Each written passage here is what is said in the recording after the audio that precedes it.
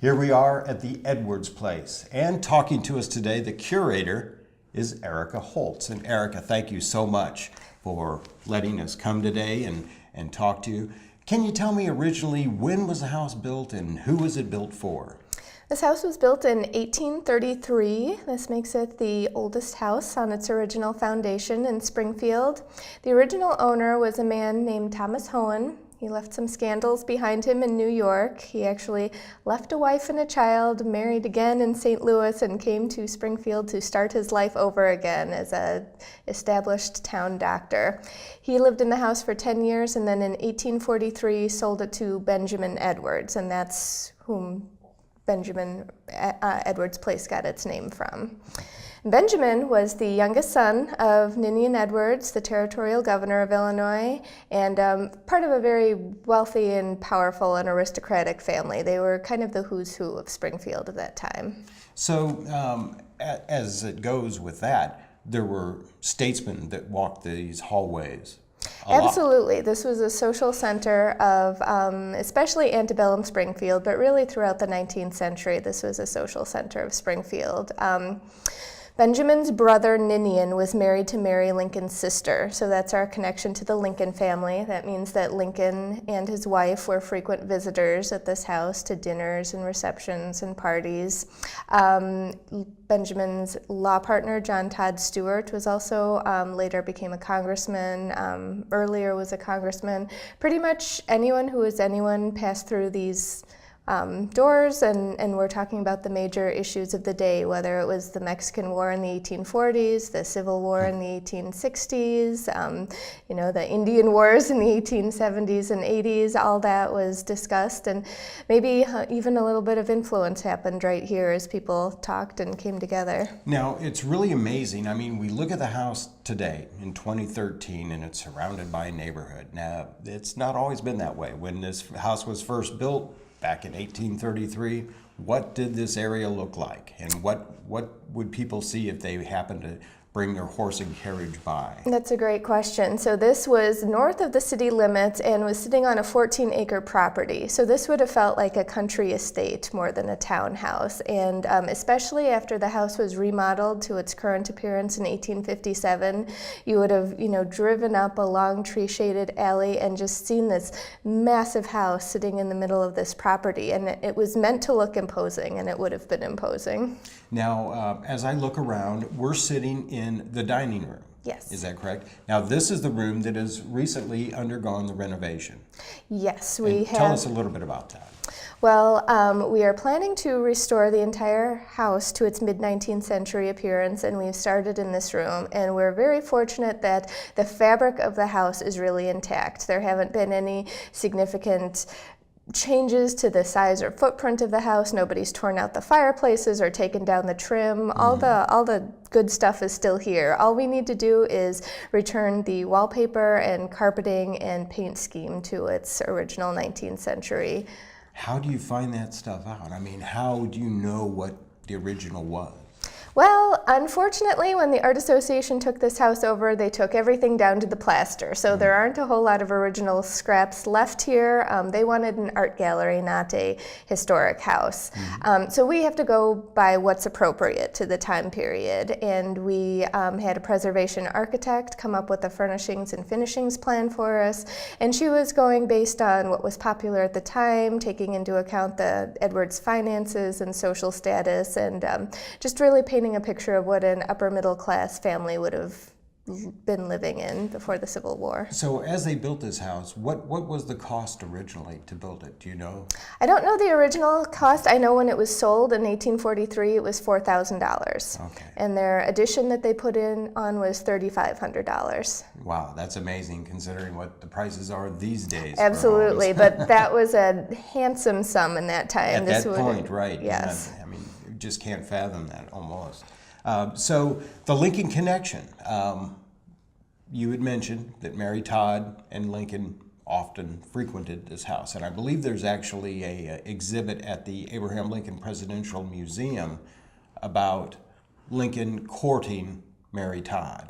I do. I have to say that that was at Benjamin's brother's house. Oh, okay. So Mary lived with her sister Elizabeth, who was Ninian's wife. Okay. Making sure I get that all straight.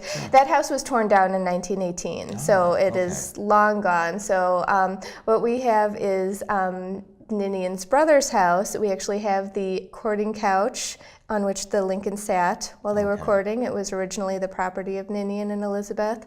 We also have the piano that played the music while the Lincolns were getting married and at their wedding party. And this is a house where Lincoln and Mary would have come to visit.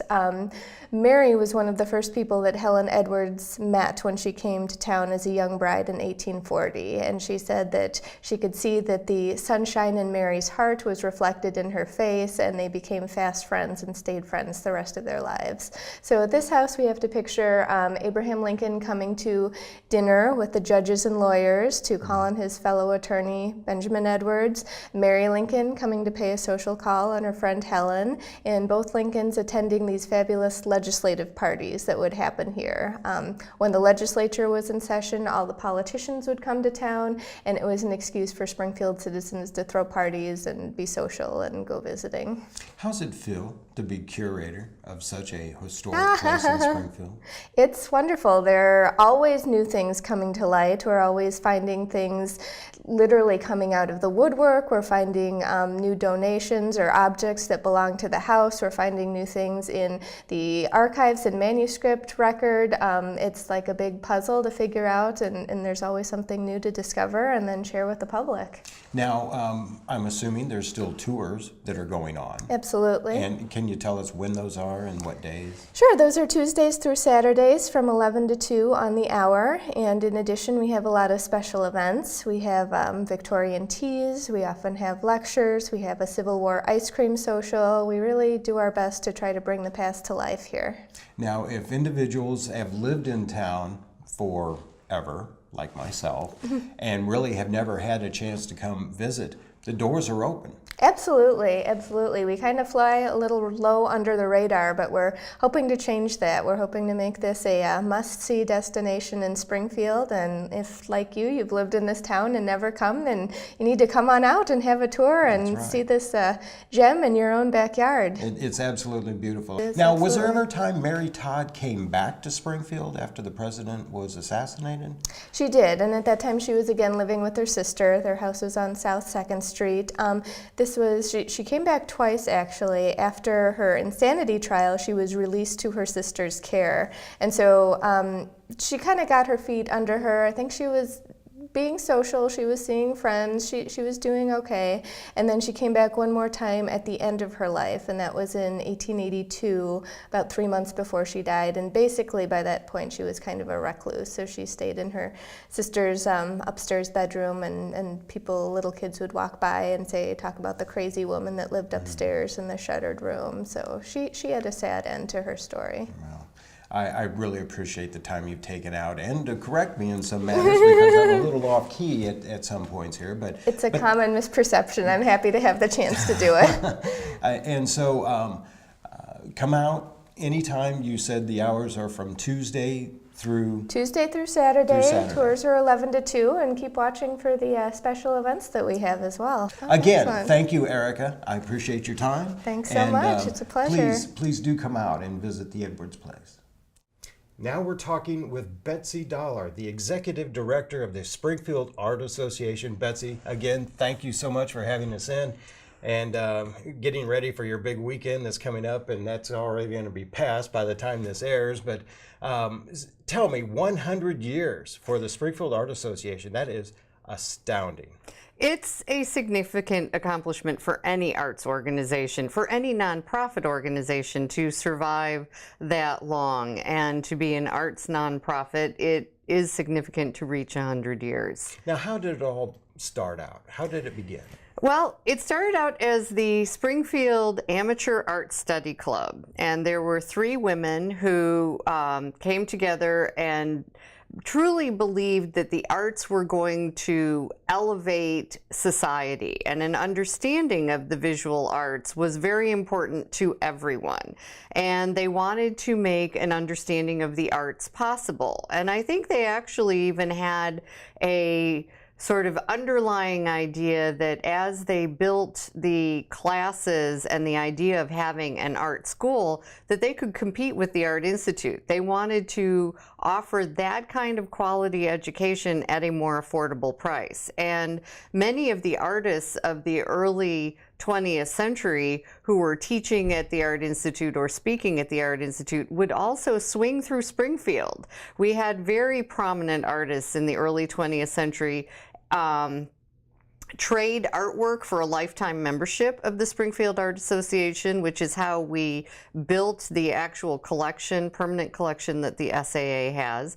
And they were regular speakers and presenters here. So this location in Edwards Place being used as a gallery and a school was really buzzing early on and really trying to mark the territory as being an important location for the arts. I believe that the Depression really took the wind out of their sails, and but they still, you know, grew as an art education entity under the vision and leadership of Lillian Scalzo in the, actually from the 30s right up into the 70s. And so, yeah, it's a very long and strong history of wanting to bring the visual arts to the people of Springfield. Now, it still is thriving and growing every single year, I'm sure. What is the attendance record now? I mean, how many people actually come and take classes at the Springfield Art Association? Oh, wow. The numbers do keep growing. Our membership base right now is around 800. I'm hoping in the next 2 years that we will grow that member base to back to about 1,200, which it was probably over a decade ago. Class numbers, probably about 800 people per semester. We run 4 semesters of 8-week semesters per year, plus workshops, plus kids art camp is probably about 1,000 kids per summer.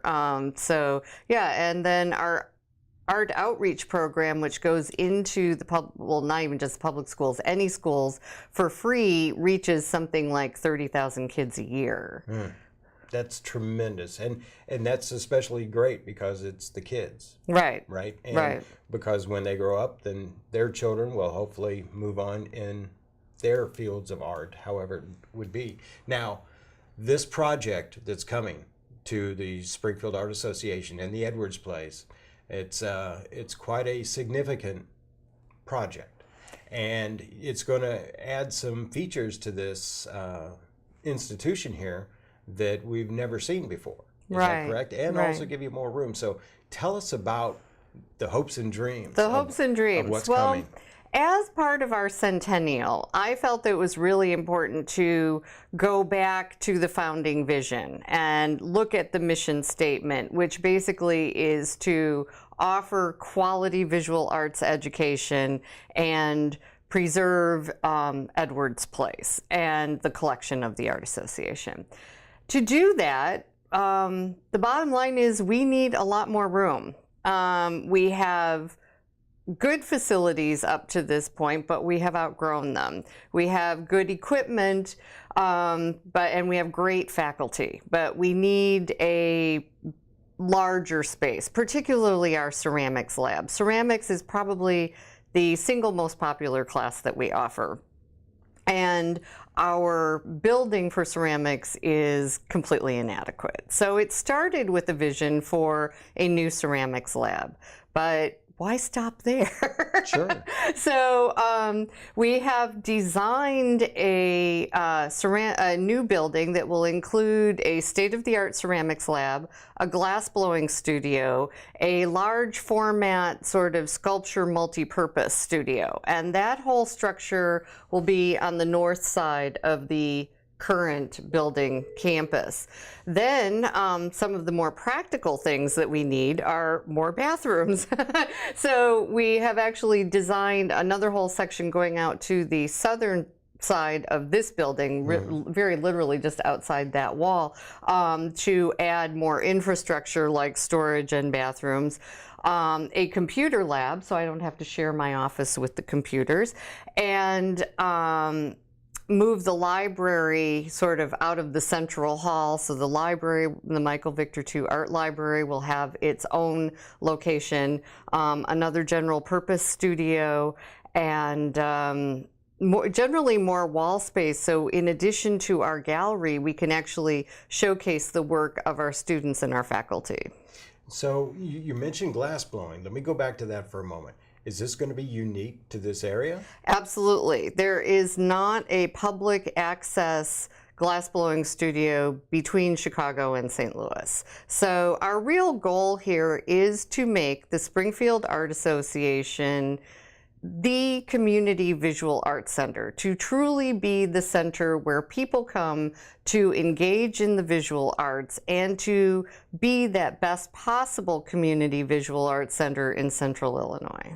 Now, how long will this project take to complete? Our fundraising window is a 3-year window. So we are hoping that by the end of 2015, we're taking 3-year pledges from people. We actually have a few pledges that are going out a year beyond that, which is fine. And but we are hoping that we will have the cash at the end of 2015 to break ground at least for the first phase of building, which will be the ceramics lab, glass blowing studio, and large format studio. We also included in that is a remodel of our jewelry lab. Again, one of the most popular classes we offer. Good equipment, but we need to upgrade lighting in all of the existing studios and dramatically improve the exhaust systems and filtration systems back there.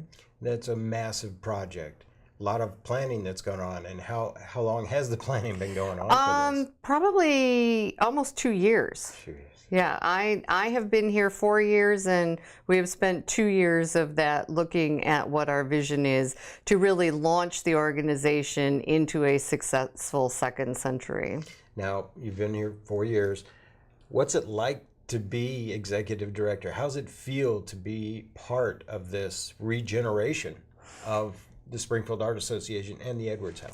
I love the rich history that this organization has, and that's one reason I keep going back to the founders and some of the key figures of that first 100 years to see how we want to move it forward. I don't want to ditch the past. I want to embrace it and just continue to make it better. And I think the thing that amazes me most is how the Art Association is not as well integrated into the community as I wish it were. And especially after 100 years, I still meet people who've never heard of the Art Association, never heard of Edwards Place, don't know what we do, don't know that we have classes for all ages. It's not just adults, or it's not just children, or we are only a historic house museum, or whatever. I mean, there are just endless misconceptions about this place. And so my personal vision is to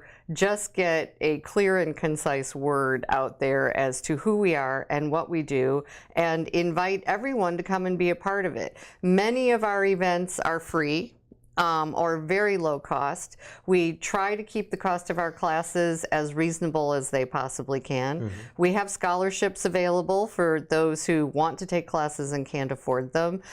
So we just have a tremendous number of opportunities here, but I don't think a majority of the people in Springfield really know who and what we are. So when are the doors open? Monday through? We are here Monday through Saturday, Monday through Friday, 9 to 5:30, not including classes that go from anywhere from 5 to 10 o'clock Monday through Friday night. And Saturday we're here from 10 to 3. We have a whole bunch of kids classes on Saturdays. Our most popular thing right now is Canvas and Cocktails every Friday night at 7, and Participants, it's a drop. You have to make a reservation, but it's a drop-in program. So you call ahead, and we provide all the materials. You bring your own beverages and snacks, and we have generally each evening has a theme. Most of the time it's painting, but we throw some other materials in every once in a while. And it's just a great way to come with some friends, relax, have a glass of wine, do some painting, explore your own creativity, and it's just fun. And you could also find out information on the internet. Obviously, Absolutely. you have your own internet Yeah, page. it's springfieldart.org. All of our classes, all of our events, everything is on that site. And we are really trying to utilize that site to condense the information so everyone can find us in one place. Well, again, thank you, Betsy, for bringing us in here. And Thank you. It sounds like an exciting future for you and the Art Association. So, again, thank you and very much good luck. Thank you. And here we are in the library of the Springfield Art Association, and my pleasure to have with us right now Don and Carol Walton. Thank you so much for being with us today and talking about the future plans. And Don, first off, I want to ask you, what is the Capital Campaign and what is its goal? Well, it's been over 40 years since there's been any major building for the Art Association. The last facility that was built was the library that we're sitting in right now. And there is a real need for both renovation in the Edwards house, the facilities that we have, and more space needed. So the campaign is really a $4 million campaign over a 3-year period that we're trying to achieve. Now, Carol, $4 million is a lot of money. So how are we going to go about raising this money? Well, we began seriously in earnest last year. Our development coordinator came on board. We began having gatherings of our members' friends. We're calling this the soft phase of our campaign. After the gatherings, we would go through the list and we would contact whoever we thought we would feel the most comfortable with. We're now issuing a challenge to the past ball kings and queens, asking them to all contribute. We want 100% participation. We're doing it with the past presidents, and now we are going to be telling it to the world. I'm calling this perseverance with patience. And so far, how's it going, Don? Well, we've had some success. We've raised over $850,000 right now. We had for the house, a Jeffers grant that if we could raise $300,000, we could get a grant, matching grant of $150,000, and we've succeeded in that.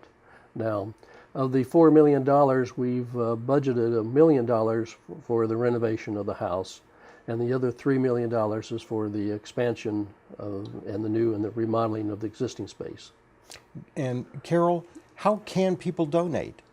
And evidently there's different levels of donation. There correct? are, and we're saying that no amount is too small. We have some people who are making a pledge over 3 years, because this is a 3-year campaign, or they're giving a one-time gift. Some people are giving us a gift of stocks. We have different levels of naming. You can name the jewelry lab for $50,000. The most expensive one goes up to $1 million. Then we have other levels up to $1,913. Then it goes up to $10,000. No, it goes up to $5,000. And then 10 and 25, 50, and $100,000 and higher. So whatever anybody wants to give is just fine with us. We had $100,000 donated for the gallery, and the gallery will be remodeled starting probably in the next couple months. So that's touching on the next question. Describe the plans. This is a huge improvement for the Springfield Art Association and also the Edwards Place. So Don, kind of tell us what do the plans look like? Well, the green area is the property that is owned by the Springfield Art Association. The Edwards House is right here, which is the renovation of the first floor. Right. And we're sitting right in here right this moment. This is the gallery, which we will be remodeling probably starting yet this year. Okay. The ceramics program is really what is needed here. It's very important, very useful. So the area up here is the addition that we're talking about, the ceramics lab, a new glass blowing program, and a multi-use facility. There are many art groups in this community, and we felt that if we could develop a space where they could come and meet and participate in the multi-use would be very helpful to the community. Of course, we have to have a new parking lot and a new entrance, and then we will remodel the existing studios, and this down at the lower level is relocating the library, building new offices, and again, a couple new studios. So when we are able to finish, we will have better facilities, more studios, more opportunity for classes. What is the additional square footage then that the plan will hold? Well, this is about 5,000 square feet here, and this is about 2,500 to 3,000 square foot addition. How, you have to pardon my ignorance here, how does an architect go about finding what to put where? And of course their needs are number one, but tell me how that is involved. The planning process started probably 2.5, 3 years ago. We were meeting both with the Art Association and the Prairie Art Alliance in a combined group of people meeting, trying to determine what are the needs for the community, what do we need. And it was from that we decided that we needed a new ceramics lab. We needed space for the community activities for artists, and just what did we need in our own facility here, more space. We have a very nice studio here, art studio right now with all the glass on the north, which is one of the few in Springfield. So we're able to remodel and renovate what we have and then expand for what we need. And Carol, how does it feel to be involved in this project and to basically go into the future growing and helping the city of Springfield grow with their arts? It feels great. We have been involved in the Art Association for 44 years, and I think this is absolutely necessary, and I'm so excited to be part of it. And Don, Well, same question. same question, basically the same answer. We both have been on the board, active. Carol was president for a term and on the board for several years. We had a daughter that was queen of the Beaux-Arts Ball at one time, so we've been very active, I think, over the 40 years. Oh, it sounds like a wonderful plan, and this is going to take them into the future for a long, long time. And understand it takes time for these things to develop and for the funds to get together. Is there anything in particular that you would want to add that maybe I didn't ask you about today? It is a very ambitious program. We're trying very hard to make this a community, a visual arts community. It's for the city. It's not for just a small group of people. Our executive director, Betsy Dollar, is very aggressive in the programs and the outreach to the community. So I think we're beginning to change the image and reaching out further into the community. And I think if we can get the gallery renovated on the first floor and get the house and get the gallery done, people will begin to see what's happening here, and will begin to, I think, create more interest beyond just the membership. And Carol, can you tell us one more time, how can people contact you to donate? They can contact the Springfield Art Association at any time, 523-2631. If they want to talk to us, the Art Association will give them our telephone number. We want them to contact us. All right. Well, thank you both very much for your time out today. Thank you. All right. We appreciate it. And we'll hope to come back at some point and see the new renovation. Okay. All right. Very much. Thanks for Thank you. joining us.